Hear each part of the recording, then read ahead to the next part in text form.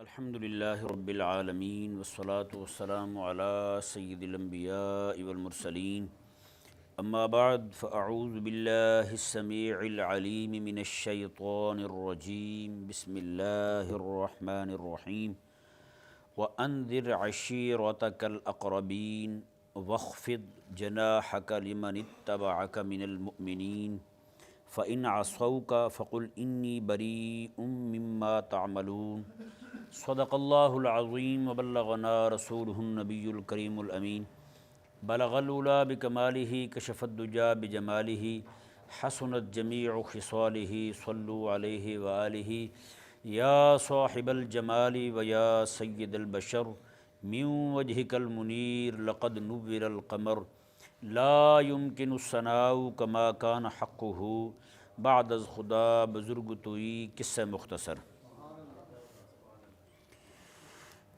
میں نے آپ کے سامنے قرآن مجید فرقان حمید کی کچھ آیات کریمہ سورہ شعراء میں سے تلاوت کی۔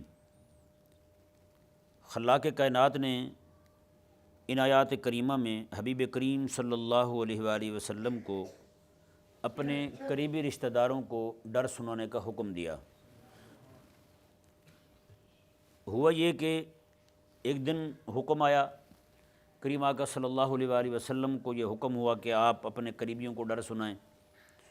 تو کریم آقا صلی اللہ علیہ وآلہ وسلم سارا دن یہی سوچتے رہے کہ ان کو کیا کہا جائے پورا دن۔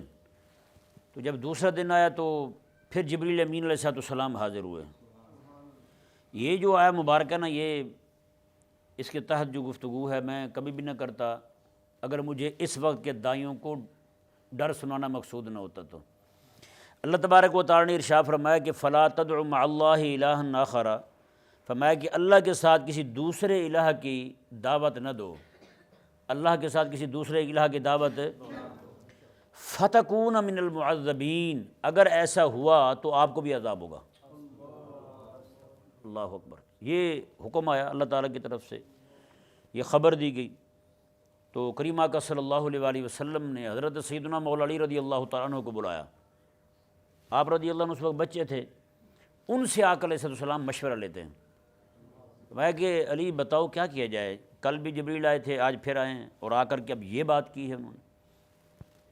کریم آقا صلی اللہ تعالیٰ علیہ وآلہ وسلم جب حضرت علی رضی اللہ تعالیٰ عنہ عرض گزار ہو، یا رسول اللہ جیسے آپ فرمائیں آپ کریں، اللہ تبارک و تعالیٰ خیر فرمائے گا۔ تو کریم آقا صلی اللہ علیہ وآلہ وسلم نے حضرت سیدنا مولا علی رضی اللہ عنہ کو فرمایا کہ اچھا پھر اس طرح کرو، گوشت ایک ران تھی بکری کی، میں کہ یہ ران ہے بکری کی، اس کا تم سالن تیار کرو شوربے والا، اور ایک پیالہ تھا دودھ کا، کریم آقا علیہ السلام نے فرمایا کہ یہ بھی ساتھ رکھو۔ اس کے سالن جو ہے وہ تیار ہو گیا، ایک ہی بوٹی تھی اکٹھی رکھی ہوئی تھی۔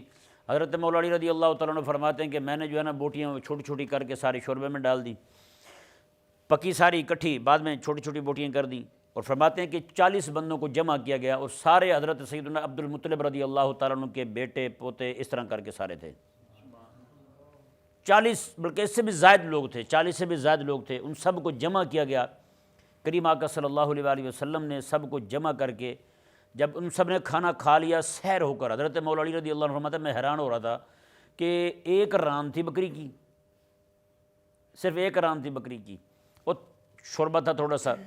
تو فرماتے ہیں کہ 40 لوگوں نے کھایا، فرماتے ہیں جتنے لوگ بیٹھے ہوئے تھے ان میں سے ہر بندہ جو ہے وہ اکیلا اکیلا بھی بیٹھ کے کھاتا نا، اس کے لیے وہ تھوڑا تھا، لیکن اللہ تبارک و تعالیٰ نے آقا علیہ السلام کا معجزہ یوں ظاہر فرمایا کہ 40 کے 40 لوگ جو ہیں وہ سیر ہو کر کھا چکے، کھانا پھر بھی بچ رہا، کھانا پھر بھی بچ گیا۔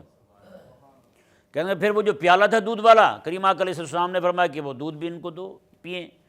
جب میں نے دودھ کا پیالہ ان کو دیا تو اب ہوا یہ کہ وہ سارے جو ہے نا وہ باری باری پی رہے ہیں۔ حضرت مولا علی رضی اللہ عنہ فرماتے ہیں وہ دودھ بھی اتنا تھا ایک بندہ اکیلا پی جاتا تھا، وہ ایک بندہ اکیلا پی جاتا تھا، اسے بھی تھوڑا ہوتا، لیکن کریم آقا علیہ السلام کی برکت یوں ظاہر ہوئی کہ سب لوگوں نے پی بھی لیا اور دودھ بچ بھی گیا۔ کہتے ہیں جب سارے کھانا کھا چکے، کھانا کھانے کے بعد کریم آقا صلی اللہ علیہ وآلہ وسلم نے انہیں جب دعوت حق سنانی شروع کی نا جی، انہی میں سے ایک بندہ جو ہے وہ اس نے شور ڈال دیا، اس نے کہا نہیں نہیں، روٹی کھانے تک تو بات ٹھیک تھی، دودھ پینے تک بات ٹھیک تھی، یہ والی باتیں ہمیں نہیں سنانی، کیونکہ ہمیں پتہ ہے آپ پر جادو ہو چکا ہے۔ یہ کہہ کہ ایسا شور اٹھا کہ سارے کہنے لگے چلو جی چلو چلو چلو اٹھو، چلتے ہیں چلتے ہیں چلتے ہیں، سارے اٹھ کے نکل گئے۔ کریم آقا صلی اللہ علیہ وآلہ وسلم نے حضرت علی رضی اللہ تعالیٰ عنہ کو فرمایا کہ علی اب کیا کیا جائے؟ کہنے لگے یا رسول اللہ جیسے فرمائیں ویسے کرتے ہیں۔ کریم آقا علیہ السلام نے دوسرے دن فرمایا کہ ایسے کرو، اب پھر کھانا تیار کرو اتنا ان کے لیے۔ ان کے لیے کھانا تیار کیا گیا۔ کھانا تیار کرنے کے بعد ان کو پھر دودھ اتنا مہیا کیا گیا، دودھ دیا گیا، ان کو کھانا دیا گیا پہلے، پھر دودھ دیا گیا، انہوں نے کھانا کھایا، پھر دودھ پیا۔ پینے کے بعد جو ہے کریم آقا صلی اللہ علیہ وآلہ وسلم نے ان کو پھر یہ والی آیات کریمہ پڑھ کے سنائی۔ اب یہ آیات کریمہ کیا ہیں؟ ان میں اللہ تبارک و تعالیٰ نے کیا فرمایا، ایک داعی کے لیے اس میں کیا اسباق ہیں، کیا دروس ہیں، کیا عبر ہیں، وہ آپ کے سامنے جو ہے نا وہ کھولتے ہیں، ہاں جی، تاکہ جو ہے نا وہ ہمیں بھی پتہ چلے ہم نے دعوت کس کو کیسے دینی ہے۔ اللہ اکبر کبیرہ۔ رب تبارک و تعالیٰ نے ارشاد فرمایا وَأَنذِرْ عَشِيرَتَكَ الْأَقْرَبِينَ، اللہ تعالیٰ نے فرمایا حبیب پیارے آپ کا جو اپنا سب سے قریبی قبیلہ ہے نا، آپ کے اپنے قریبی قبیلے کے جو لوگ ہیں ان کو آپ ڈر سنائیں، اپنے قبیلے کے لوگوں کو ڈر سنائیں۔ یعنی سب سے پہلے جن کو تبلیغ کرنے کا حکم دیا گیا، سب سے پہلے جن کو واعظ کہنے کا حکم دیا گیا، سب سے پہلے جن کو دعوت دینے کا حکم دیا گیا، وہ سب سے قریبی ہیں۔ یعنی اقرب جو ہے نا وہ اقرب پہلے دی جائے گی، پھر اس کے بعد جو قریبی ہوگا، جو اس کے بعد قریبی ہوگا، اس طرح کر کے پھر دعوت جو ہے وہ اور لوگوں کی طرف متوجہ ہوگی۔ کریم آقا صلی اللہ علیہ وآلہ وسلم نے اس لیے سب سے پہلے انہی لوگوں کو جمع کیا جو آپ کے دادا جان حضرت سیدنا عبد المطلب رضی اللہ تعالیٰ عنہ کے بیٹے اور پوتے تھے، انہی سب کو بلا کر کے، اور یہاں تک کہ آقا علیہ السلام ان میں اپنی پھوپھی کو بلا دیتے، حضرت صفیہ رضی اللہ تعالیٰ عنہ کو۔ اور کریم آقا علیہ السلام نے دعوت دیتے ہوئے کیا فرمایا؟ میرے آقا صلی اللہ علیہ وسلم نے میں دیکھو بات سنو، آج جو نا یہ میرا مال ہے، یہ میرا گھر ہے، یہ میری فلاں چیز ہے، یہ میری فلاں چیز ہے، تم لینا چاہتے ہو سارا کچھ تمہارے لیے مباح کرتا ہوں، یہ لے لو، لیکن اگر تم نے آج دعوت حق کو قبول نہ کیا تو قیامت والے دن میں تمہارے کام نہیں آؤں گا، قیامت والے دن میں تمہارے کام نہیں آؤں گا اگر تمہارا عقیدہ ٹھیک نہ ہوا تو۔ اگر تم عقیدہ شرک پر قائم رہے، عقیدہ توحید کو تم نے نہ اپنایا، تو میں کہ میرے سے پھر کوئی امید نہ رکھنا تم قیامت والے دن۔ ہاں جی، اللہ اکبر کبیرہ۔ اب یہاں پہ ایک بات یہ بھی قابل غور ہے کہ داعی کو سب سے پہلے اپنے قریبیوں کو ڈر سنانے کا حکم کیوں ہے؟ اس کی وجہ یہ ہے کہ جب داعی جو ہے نا وہ اور لوگوں کو دعوت دے گا، اور لوگوں کو پیغام حق سنائے گا، تو لوگوں نے کہنا بھائی جی آپ کے اپنے تو یہ کر رہے ہیں، نہیں سمجھ آیا؟ آپ کے اپنے تو یہ کر رہے ہیں، آپ دوسروں کو سنا رہے ہیں۔ داعی کے ذمہ لازم ضرور ہے کہ وہ داعی دعوت سنائے، داعی حق کی دعوت دے، حق کا پیغام دے، لیکن یہ بات کی بات ہے کون جناب مولا علی رضی اللہ عنہ کا وارث بن کے میرے آقا علیہ السلام کے ساتھ کھڑا ہوتا ہے، اور کون ابو جہل کا اور ابو لہب کا وارث بن کے آقا علیہ السلام کا دشمن بنتا ہے۔ جی، آقا علیہ السلام کا دشمن مطلب آقا علیہ السلام کی دعوت کا دشمن بنتا ہے۔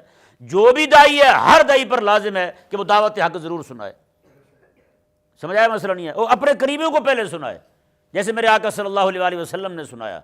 تو اس طرح کر کے لوگ جو ہیں وہ باتیں کرنے والے، ان تک یہ پیغام پہنچ جائے گا بھائی یہ جو دعوت حق ہے نا، یہ صرف یہی نہیں کہ انہوں نے دوسروں کے لیے رکھی ہوئی ہے، سب سے پہلے انہوں نے اپنے کو سنائی ہے۔ سب سے پہلے کن کو سنائی ہے؟ اپنوں کو سنائی ہے۔ اور یہی وجہ میرے کریم آقا صلی اللہ علیہ وسلم نے فرمایا جب بھی دعوت حق دی جائے گی سب سے پہلے اپنے قریبی ہی مخالفت کریں گے۔ اب بتائیں میرے آقا علیہ السلام نے جیسے دعوت حق سنائی، جس بندے نے آقا علیہ السلام کے گھر بیٹھے ہوئے مخالفت کی تھی سب سے پہلے، وہ بھی آقا علیہ السلام کا چچا۔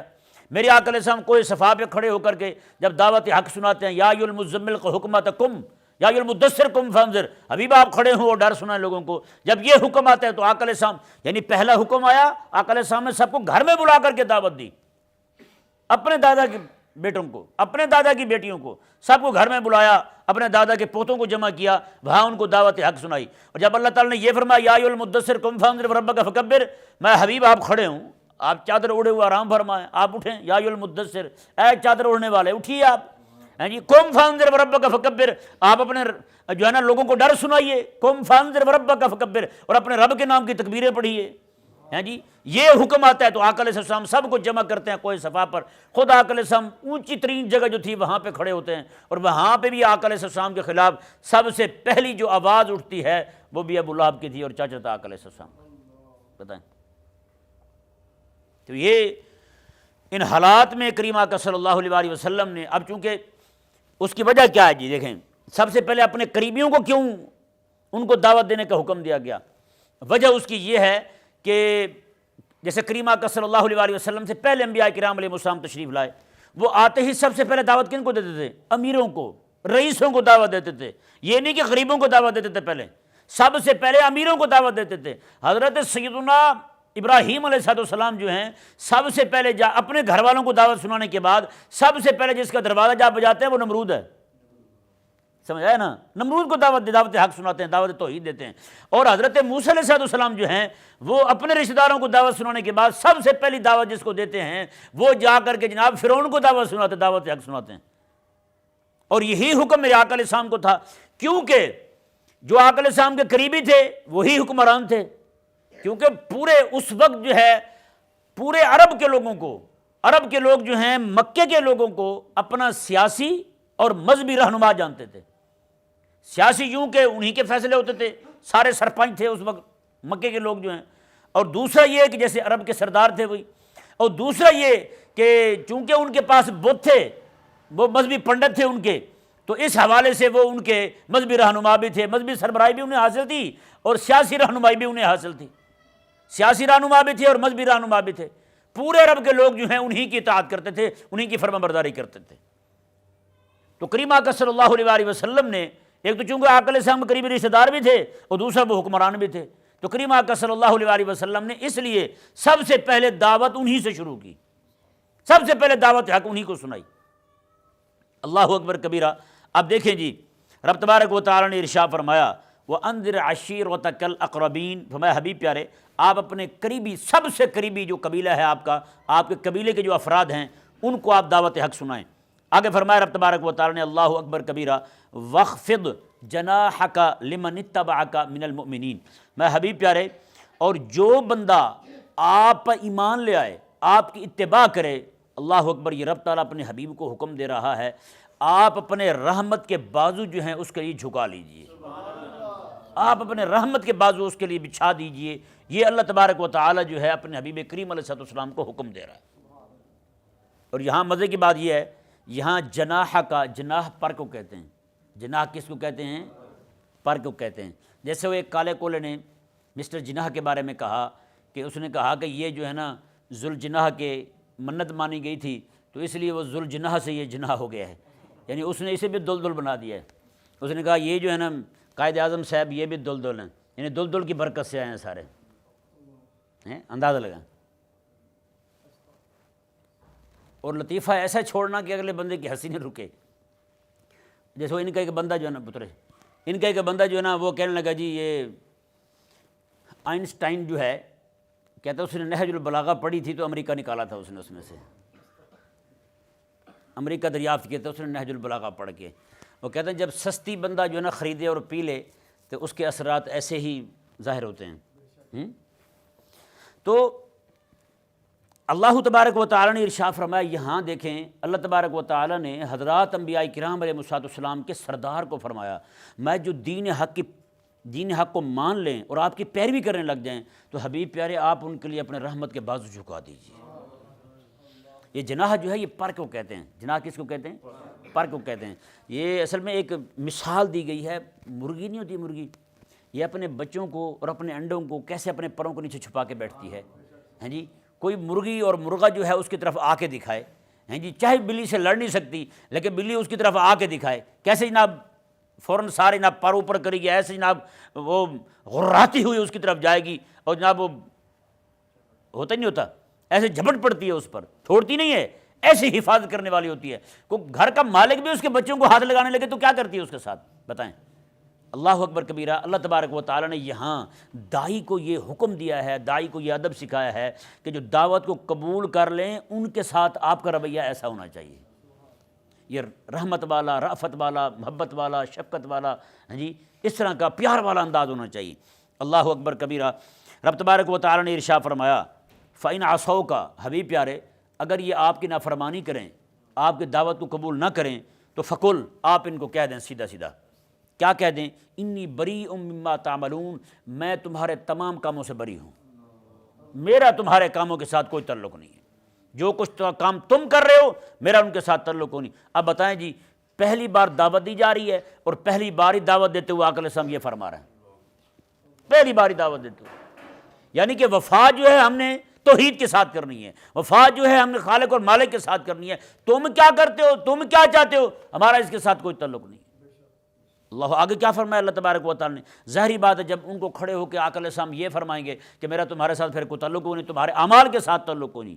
یہاں بھی ایک لطیف نکتہ ہے، حبیب کریم علیہ السلام نے یہ نہیں فرمایا کہ میرا تمہارے ساتھ تعلق ہو نہیں، بلکہ میں تمہارے اعمال کے ساتھ تعلق ہو نہیں۔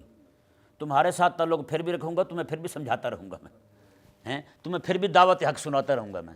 اللہ اکبر، بڑی عظیم اشارہ ہے اس بات کی طرف کہ آقا علیہ السلام انی بریء مما تعملون، جو کچھ تم کر رہے ہوگے نا میرا اس کے ساتھ کوئی تعلق نہیں ہوگا پھر۔ اللہ اکبر کبیرہ۔ آگے کیا فرمایا رب تبارک و تعالیٰ نے؟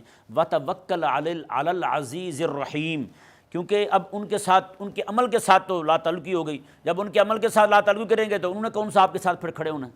انہوں نے بھی کہنا ٹھیک ہے بھی اگر ہمارے کام اچھے نہیں ہیں تو پھر ہم کیسے اچھے ہیں؟ اللہ اکبر۔ اللہ تبارک و تعالیٰ نے فرمایا حبیب پیارے پھر آپ پریشان نہ ہوئیے گا، وتوکل علی العزیز، آپ پھر جو غالب قوت ہے نا اللہ تبارک و تعالیٰ کی، وہ آپ کو بے آسرا نہیں چھوڑے گا، آپ نے صرف اس پہ بھروسہ کرنا ہے، پھر آپ نے اس پہ بھروسہ کرنا ہے۔ اللہ اکبر کبیرہ۔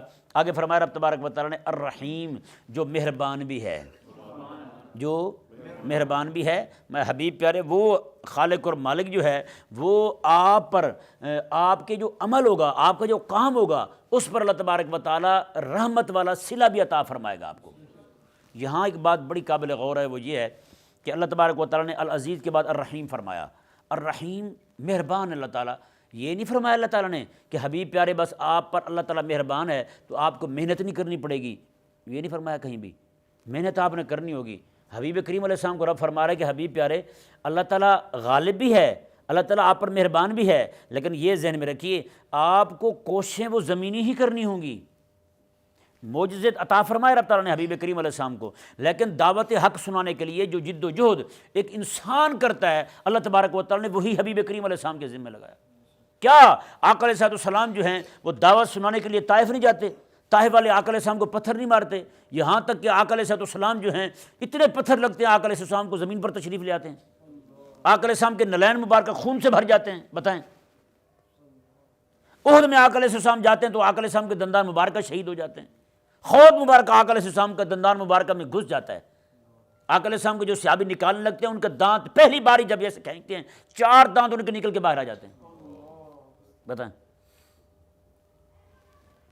تو حضرت سیدہ کائنات فاطمہ الزہرا رضی اللہ تعالیٰ عنہ آپ جو ہیں کھجور کی چھڑیوں کو پکڑ پکڑ کے ان کو جلا جلا کے ان کی راکھ جو ہے اس کو ٹھنڈا کر کے، راکھ کو، انگاروں کو ٹھنڈا کر کے راکھ بنا کے ان کی وہ لے کے آ رہی ہیں، دوڑ دوڑ کے آقا علیہ السلام کے زخم مبارکہ پہ رکھ رہی ہیں تاکہ خون جو ہے وہ تھم جائے۔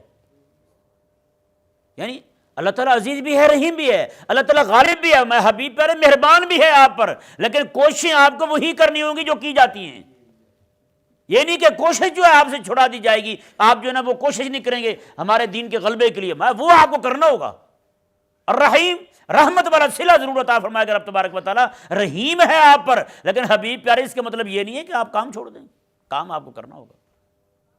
بتائیں آج میں اور آپ میرے جیسے جتنے بھی لوگ ہیں وہ سارے کے سارے کیسے سکون کے ساتھ بیٹھے ہوئے، وہ صرف واٹس ایپ پہ جناب چاہتے ہیں کہ دین جو ہے وہ غالب آ جائے، اس کے علاوہ کہتے ہیں نہ کتاب پڑھنی پڑے، نہ قرآن پڑھنا پڑے، نہ کوئی دعوت دینی پڑے، نہ ذہن سازی کرنی پڑے، نہ جناب رائے عامہ کو ہموار کرنا پڑے، ایسے ہی جناب دین غالب آ جائے، کیسے آئے گا بھائی؟ کئیوں کو تو صرف کام یہی ہوتا ہے، وہ واٹس ایپ کھولا جناب میسج آیا تھا، اچھا پڑھے بغیر ہی آگے بھیج دیا، پڑھے بغیر ہی آگے بھیج دیا کہ جی دین کا کام کر رہے ہیں بہت زیادہ، آپ نے پڑھا ہے کیا بھیجا آپ نے؟ نہیں جی اتنا وقت کہاں ہوتا ہے، کیا کام ہو گیا؟ ہاں جی درس آیا آگے بھیج دیا، آپ نے سنے؟ نہیں جی آگے بھیجنے کا کام کریں۔ میں نے کہا جب آپ نے سن رہے تو آگے کسی نے کیا سننا ہے بولا؟ بتائیں وہی ہے نا جیسے میں نے رات کہا تھا، از دل خیزد بر دل ریزد، دل سے نکلی بات ہی دل میں اترتی ہے، دل سے نہ نکلے تو دل میں کیسے اترے گی؟ اللہ اکبر کبیرہ۔ تو رب تبارک و تعالی نے جب حبیب کریم صلی اللہ علیہ وآلہ وسلم سے یہ کام لیا تو وہ ایک یعنی کہ انسانی کوشش جو ہے وہ انتہا کو پہنچ گئی، کریم آقا علیہ السلام نے کی۔ جی ادھر رمضان شریف ہے، تو رمضان شریف میں 17 رمضان کو آقا علیہ السلام بدر کے لیے تشریف، وہاں بدر میں لڑائی ہو رہی ہے 17 کو، بتائیں دوسرا رمضان آخری رمضان آقا علیہ السلام کا 9 ہجری والا، اس رمضان میں آقا علیہ السلام کہاں تھے؟ تبوک شریف میں تھے۔ تبوک میں آقا علیہ السلام، اور اس وقت کی سپر پاور نصرانیوں کی، یعنی ایسے سمجھے کہ ڈونلڈ ٹرمپ تھا ان کا، اس کے ساتھ آقا علیہ السلام لڑنے کے لیے وہاں تشریف فرما۔ اور آج جو ہے ہم کتنی کوشش کر رہے ہیں، کتنی جد و جہد کر رہے ہیں، بالکل صفر ہے، سچی بات ہے، اور صفر ہے۔ ہاں پوچھنے کو بیٹھے ہوتے ہیں، ہاں جی وہ کیسے ہوگا پھر، مایوسی پھیلانے کے لیے بیٹھے ہوتے ہیں، لوگوں کو مایوس کرنے کے لیے، اس طرح کی ادھر ادھر کی باتیں کرنے کے لیے بیٹھے ہوتے ہیں بس۔ خلاق کائنات نے ارشاد فرمایا، جی دیکھیں وتوکل علی العزیز الرحیم، میں حبیب پیارے آپ وہ جو غالب ذات ہے، وہ جو مہربان ذات ہے، اسی پر بھروسہ کیجئے۔ اللہ اکبر کبیرہ۔ آگے اللہ تعالیٰ نے کیا فرمایا، میں حبیب یہ آپ کو چھوڑ دیں گے نا، آپ پرواہ نہ کیجئے گا، آپ پریشان نہ ہوئیے گا، آپ فکر مند نہ ہوئیے گا۔ کیا ملے گا آپ کو؟ الرحیم، وہ جو رحیم ذات ہے، آپ نے اس پہ بھروسہ کرنا ہے۔ مالک کیا کرم فرمائے گا، الذی یراک حین تقوم، وہ جو رات کو آپ کھڑے ہوں گے نا حبیب پیارے، رب تبارک و تعالیٰ آپ کا رات کو کھڑا ہونا بھی دیکھتا رہے گا۔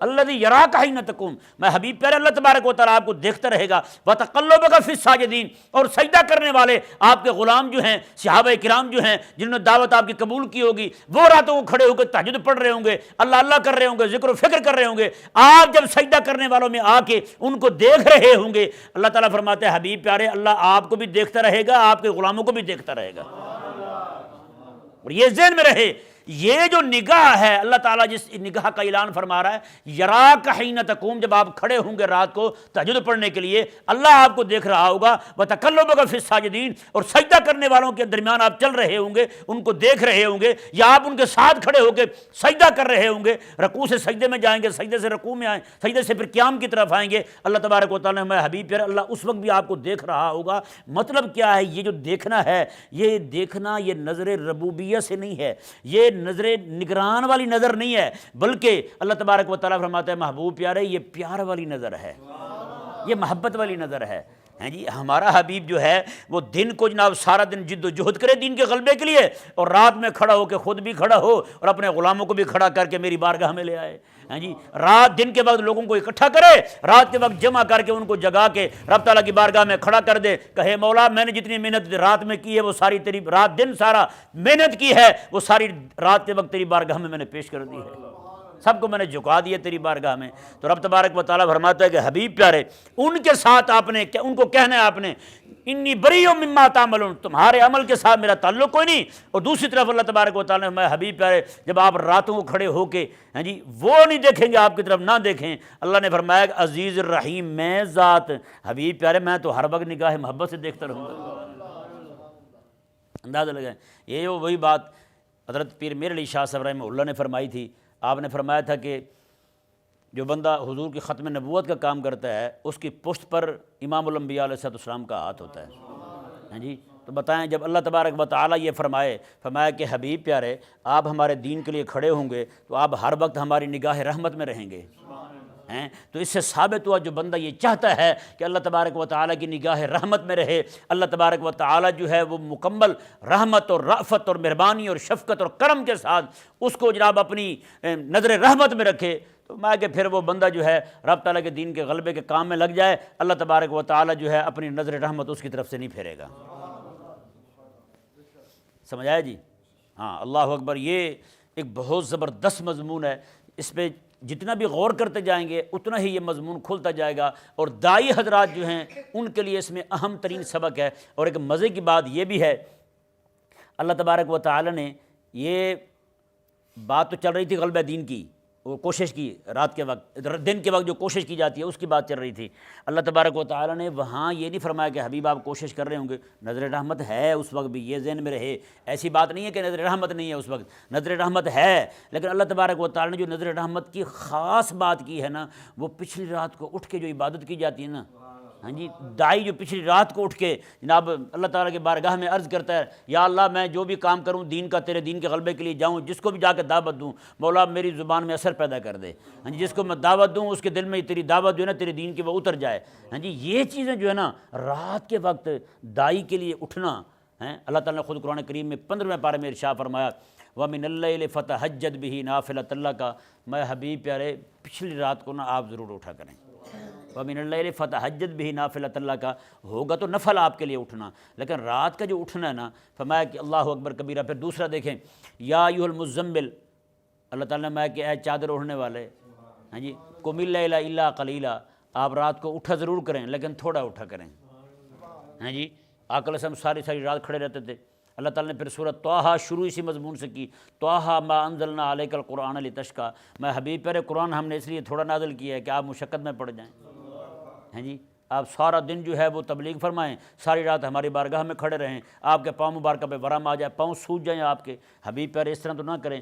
طٰہٰ کا ایک معنی تو یہ کہ نا کہ آقا علیہ السلام کے امامہ مبارکہ کو بھی طٰہٰ کہا گیا ہے، جسے طٰہٰ کے تاج والے کہتے ہیں ہمارے علماء، اور اس طرح کر کے دوسرا معنی جو ہے نا وہ ہمارے علماء نے اس کو جو ہے نا وہ امر کے معنی میں لیا ہے۔ طٰہٰ کا معنی ہے کہ حبیب پیارے آپ اپنے قدم نیچے رکھ لیں، جی، مطلب تھوڑا سا سکون کر لیں، تھوڑا آرام کر لیں۔ پوری کائنات میں ہے کوئی ایسا بندہ یار اپنے جسم کو ٹکڑے ٹکڑے کر دے کھڑے ہو کے، اس کے جسم کی بوٹیاں گر جائیں، ہیں جی، اس کے بال گر جائیں، سارا جسم جو ہے اکیلی ہڈیاں رہ جائیں، پھر بھی اللہ تعالیٰ کبھی نہ فرمایا آرام کر لے تھوڑا جا تو ہی ہیں۔ لیکن حبیب کریم صلی اللہ علیہ وآلہ وسلم رب تعالیٰ کے اتنے حبیب ہیں، رب تعالیٰ کے اتنے پیارے ہیں کہ رب تعالیٰ فرماتا ہے طٰہٰ، محبوب پیارے تھوڑا آرام بھی کر لیں، تھوڑا سکون بھی کر لیں۔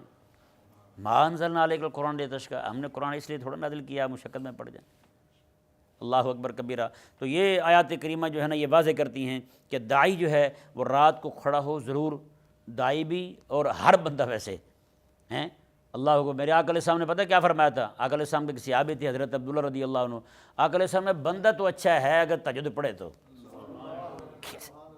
ہیں بندہ اچھا ہے اگر تہجد پڑھے تو۔ آج زندہ دلانے لاہور سوتے ہی تب ہیں جب تہجد کا ٹائم ہوتا ہے، زندہ دل مویا دل بنا ہوتا ہے یہ نہیں؟ ساری رات جناب جاگتے رہیں گے تو کوئی فلمیں دیکھے گا، کوئی ڈرامے دیکھے گا، کوئی پان کھا کے تھوکے پھینکے گا، اور جناب جب دیکھیں گے سویرے کا وقت ہوگا تو پھر سو جائیں گے۔ ہاں یار یہ زندہ دل بندہ جو ہے نا وہ داۃ الحجویری کی غلامی سے بنتا ہے، ہاں زندہ دل تب بنتا ہے۔ اللہ تبارک و تعالی ہم سب کو سمجھنے کی توفیق عطا فرمائے۔